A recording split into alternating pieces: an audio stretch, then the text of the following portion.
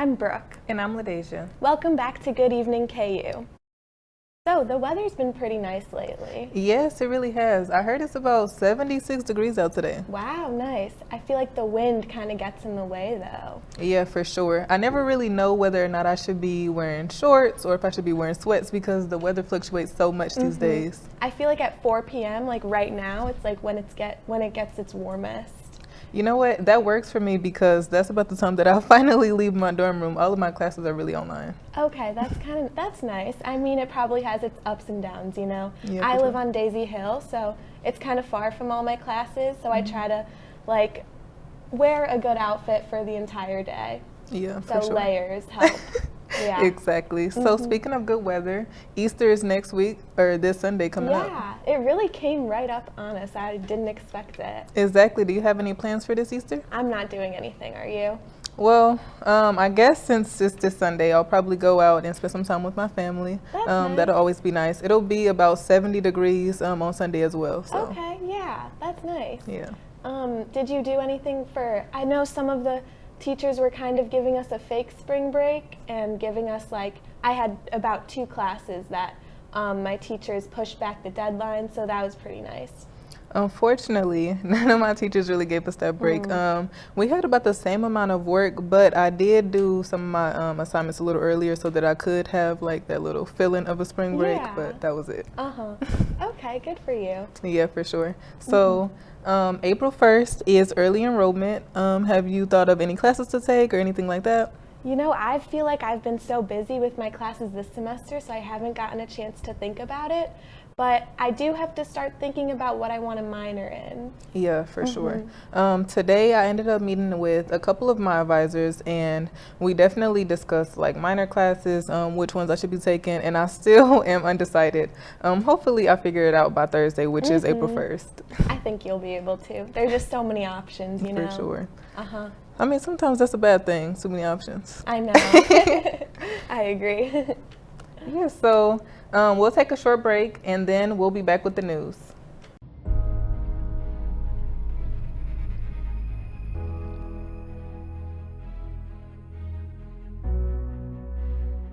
Just say no.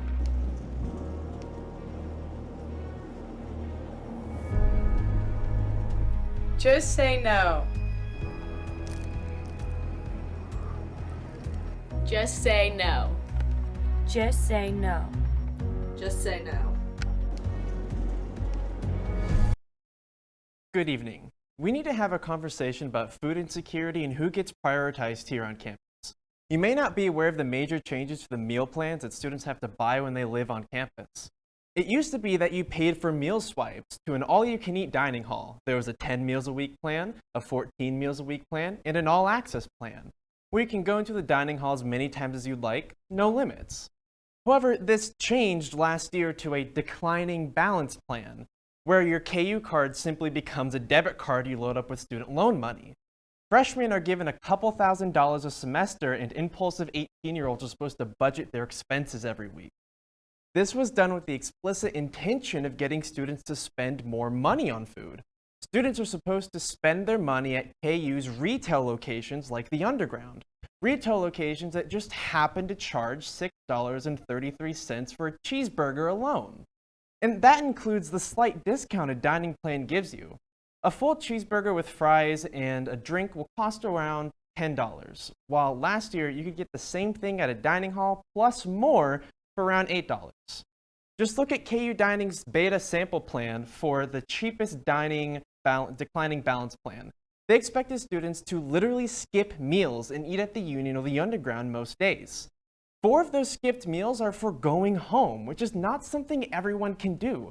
The poor students buy the cheapest meal plan, and KU expects them to waltz to Johnson County for mom's spaghetti. For low-income students, those days where it says gone home are days where they just don't eat. 10 skipped meals, baked into the dining plan.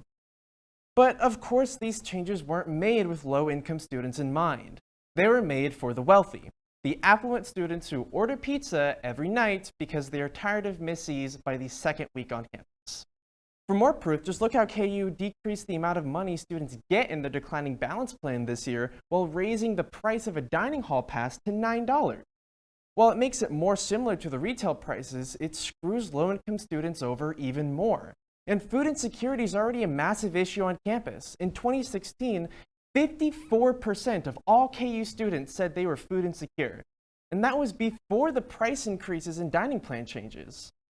I wonder why they haven't released any numbers since. We need to have a conversation about who our meal plans are supposed to cater to. Right now, KU thinks eating is for the rich, but I think students are hungry for change. After the break, we'll be back with the news. Diversity. What is diversity? It can be an umbrella term for a variety of things, ranging from diversity among different people, places, cultures, and ideas, to the way people express themselves and the way they interact with the world.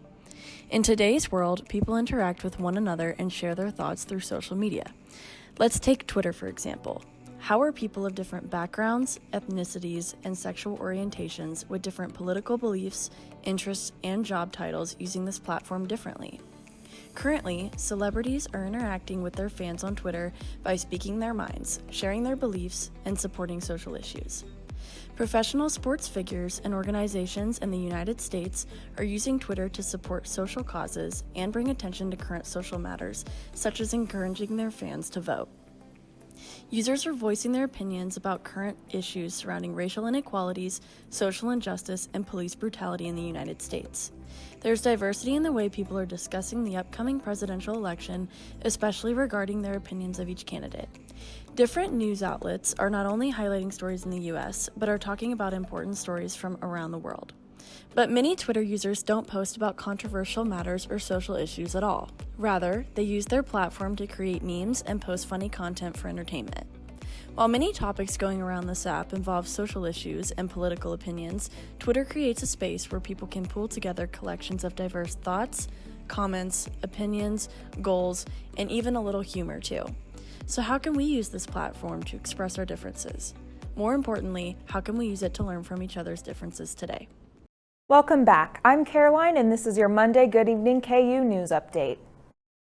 The murder trial of Derek Chauvin, the former police officer charged with George Floyd's death, began today.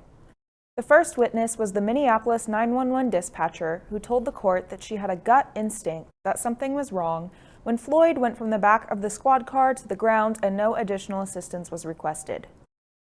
The Biden administration is working to create a set of standards for people to prove they have been vaccinated against COVID-19. The president has predicted that life in the U.S. could be back to normal by Christmas of this year, and these vaccine passports could be a key to that return. Governor Laura Kelly moved Kansas to COVID-19 vaccination plan Phase 5 Monday. The new requirements add any adult over the age of 16 to the list of those eligible for the vaccine. As of March 25th, 25.9% of Kansans have received their first dose of the vaccine. A unique concert was held in Barcelona on Saturday with 5,000 people in attendance. Each attendee took a same-day COVID test at the door, and those who tested positive were offered a refund. No social distancing was enforced, although masks were mandatory. This event gives a preview of what mass social gatherings will possibly look like after the pandemic alleviates. The Kansas Board of Regents decided this week that incoming freshmen at the University of Kansas will no longer be required to submit an ACT or SAT score to gain entrance to the university. Students now have the potential to be accepted with a minimum of a 3.25 high school GPA. Pulitzer Prize-winning author and screenwriter Larry McMurtry passed away on Thursday at the age of 84. His works included The Last Picture Show and Lonesome Dove. He also won Best Adapted Screenplay at the 2006 Academy Awards for Brokeback Mountain with co-writer Diana Ossana. McMurtry's writings surveyed the myths of the American West, often depicting such life in unromantic ways. Next, we will go to Caitlin with sports.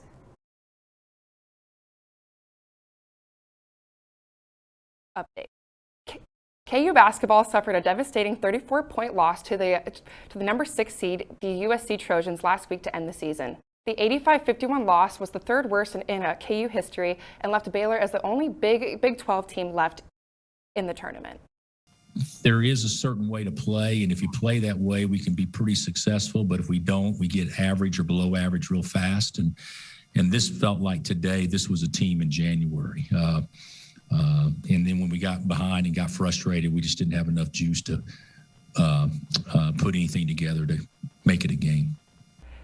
Senior Marcus Garrett played his final game for the Jayhawks and scored 15 points, 6 rebounds, and 4 assists in 31 minutes played. Coach Bill Self was disappointed to see Garrett's final game as a Jayhawk end this way. I'm disappointed for Mark. I thought he competed. I thought he tried his butt off. He got frustrated there in the first half, obviously, when he didn't get a whistle, and then he kind of fouled, made a dumb foul. But,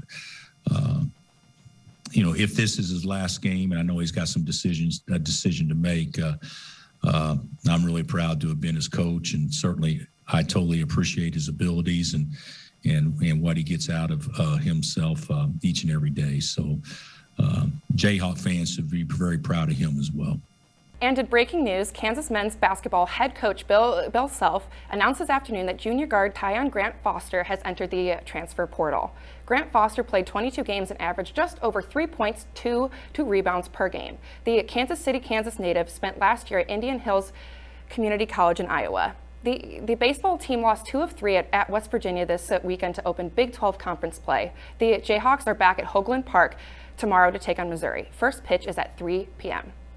Anna cannot be here tonight, but the weather is beautiful as it is going to be in the 70s this evening and 55 and sunny tomorrow. That is all that we have for you today, and make sure to tune in tomorrow for Good Evening KU at 4. Thank you.